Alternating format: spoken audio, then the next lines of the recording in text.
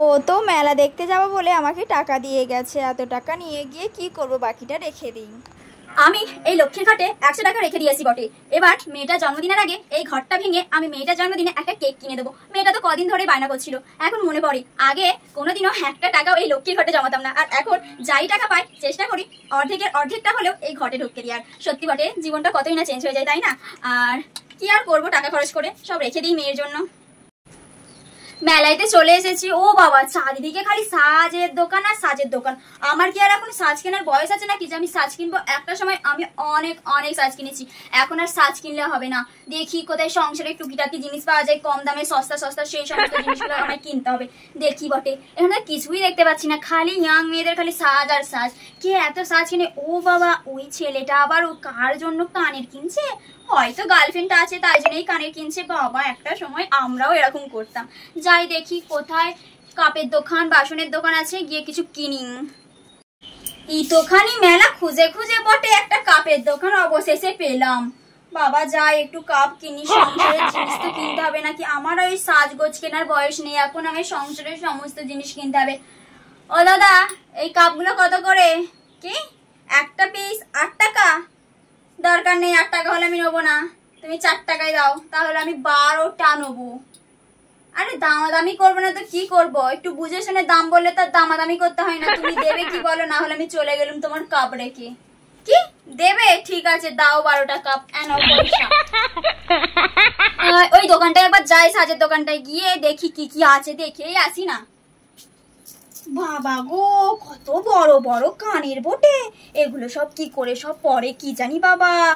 এইটার দাম কত? 120 টাকা? বাপরে, দরকার নেই, হাত দেওয়াই বৃথা। ওই যে বাচ্চাদের ওখানে হেয়ার ব্যান্ডটা আছে না, ওইটা দাও তো। ওইটা কত? হ্যাঁ হ্যাঁ, এটার কথাই বলছি, মেয়েটার জন্য নিয়ে যাই। মেয়েটা মাথায় দেবে, আমার জন্য কিছু কিনবো না, মেয়েটার জন্য একটা কিনে নি। ক টাকা দাম? কত এটা? 40 টাকা? আরে না না, 25 টাকা যদি হয় দাও, না হলে তোমার এই সমস্ত জিনিস তোমার কাছেই রাখো। দেবে তো দাও, না হলে আমি রেখে চলে গেলাম। আচ্ছা আচ্ছা, হ্যাঁ হ্যাঁ, এই নাও। দোকানটায় যাই, গিয়ে দেখি তো কি ঘর সাজানোর জিনিস আছে। ও বাবা, এটা আবার কি? এটা ভালোবাসা নিবেদনের জন্য লাভ বিক্রি হচ্ছে। এসব ল্যাপটপ আমার চাই না বাবা, এসব ল্যাপটপ হয়ে গেছে। ওই তো দেখতে পেয়েছি ঘর সাজানোর সুন্দর সুন্দর দুটো জিনিস। হ্যাঁ, এই দুটো জিনিস আমি নিয়ে যাই, ঘরটাকে সুন্দর করে সাজাবো।